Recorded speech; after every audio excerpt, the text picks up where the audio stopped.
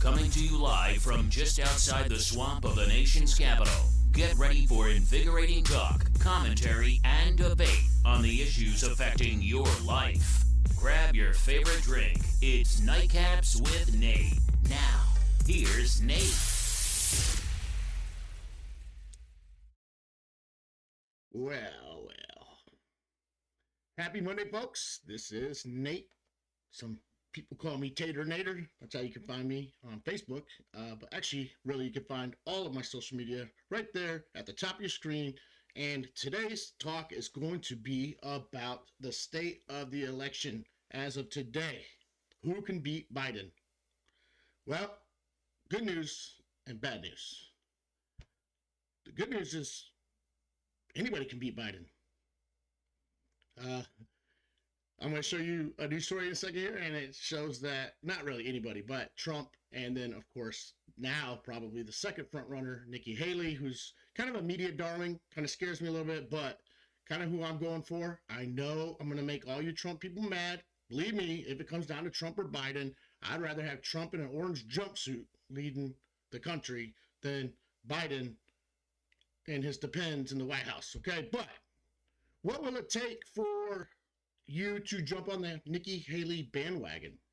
She's smart, she's accomplished, she's female. This would give us a first finally, where we finally get somebody that is the first something president of the United States, being a female and also Indian American. I think it'd be great for our party to show that we are not just a bunch of racist redneck hicks, even though my sign says redneck zone. However, Trump, I believe, is still a flawed candidate and partially a flawed person. Trump is authoritarian sometimes. He doesn't get the Constitution. He's willy-nilly and he's loud. Now, is he safer for America? Yes. Adversaries do not want to touch us when Trump is in office, because a madman can only recognize what they perceive as another madman. And sometimes he comes off as a madman, such as his comment about being a dictator on day one and all that stuff. Now, is that being blown out of the media by the media proportion? Yes, it is. However, I do think that it is time to pass the baton. I think Trump, the whole reason why he ran for president the first time was when President Obama made fun of him at that, I think the SAG Awards or whatever they were called. And, or no, the National Correspondents' Dinner, that's what it was. And made a comment like, Trump thinks I'm the worst president to go down in history. And I say, at least I'm a president going down in history, or something like that. And everybody laughed at him, and he went and took that as a personal jab and went and won the election. And I loved seeing the media cry and all the pundits cry and all that stuff. It was great. He was pretty effective president on policy, but he was not a good communicator. Yes, when he's at his rallies, he is funny. He's great. But anytime he got up in front of the national media, he was horrible. And let's face it, if anybody else got caught with all those classified documents all over, and yes, Biden did too, and it happens, but if the shoe was on the other foot, we would be screaming and hollering, rightfully so, just like Hillary Clinton in the email server, and she got a free pass on it. Got it. But I want us to really think here. Who is in the best position to guarantee to beat President Biden? Well, this is coming straight off my computer screen here. This is from Mediaite. Mediaite, if you want impartial news, it's actually owned by a fellow named Dan Abrams. You've probably heard of him. He does a lot of commentary for other news stations because he's a pretty good legal mind. And he was also the one that did that cop show Live PD. But he started this site, I believe, and it's a very centrist site. It's really a fair site. If you're looking for fair news, at least as far as what they choose to report, I think this site is one of the best. Mediaite.com. But shock poll, Nikki Haley absolutely wrecks Biden by a whopping 17 points, not even close. Trump beats Biden by 4. Now, this really surprises me that Trump has been up for a while and on Biden, which is really, really surprising. It just tells you how bad Biden is.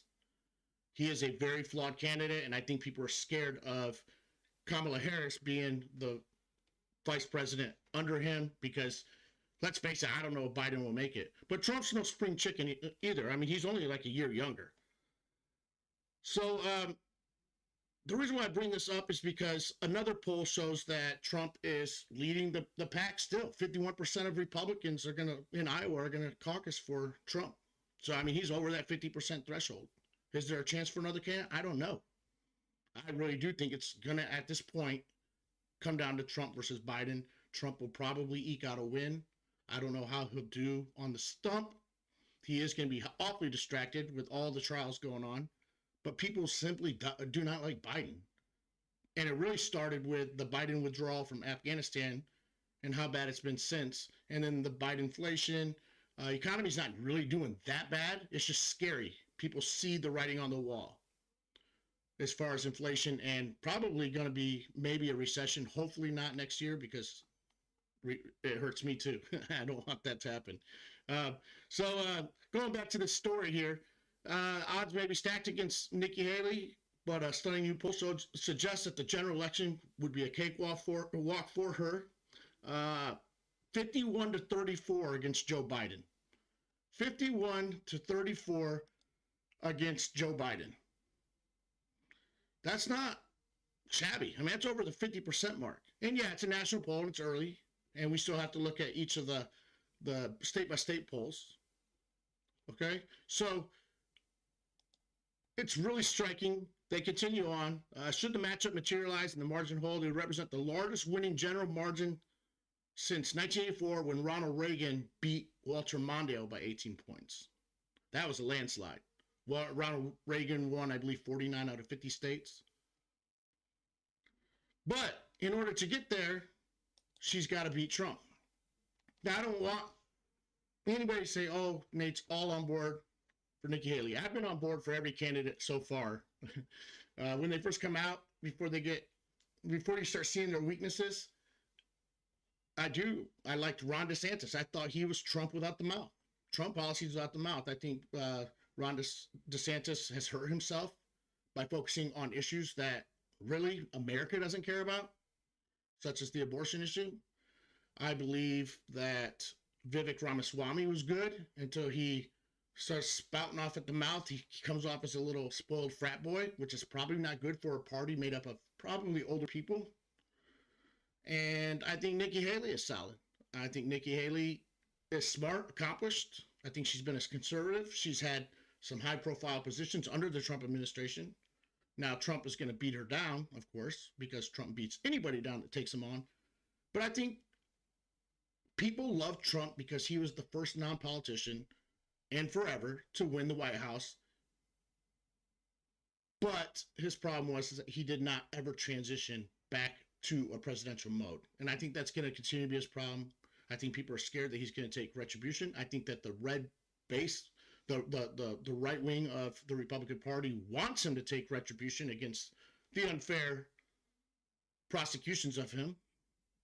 I think that no state should be able to prosecute a former president. It should be reserved for the federal government to do it. Otherwise, we've just set a bad precedent, because now, let's say Biden loses in ultra-conservative Utah or Wyoming, decides, oh yeah, hey, he did this and that, and then it set a bad precedent, because now each state can go after a president and cause hell for them. And who's going to want to run? Unless Congress intervenes and says, hey, we withhold all prosecutorial decisions over a sitting president or a former president. Nobody can indict the sitting president, they think. So, in the comments, I want to know, are you for Trump? If so, yes. Or if so, why? And if not, why? That'd be great. And if you're for Trump or not for Trump, could you see yourself voting for Nikki Haley? I would love to see the commentary. Post it. Make sure you like and you subscribe. And that is the conclusion of our show for today. This has been Nightcaps with Nate. Please join Nate for a nightcap every weeknight at 9 Eastern here on Facebook Live.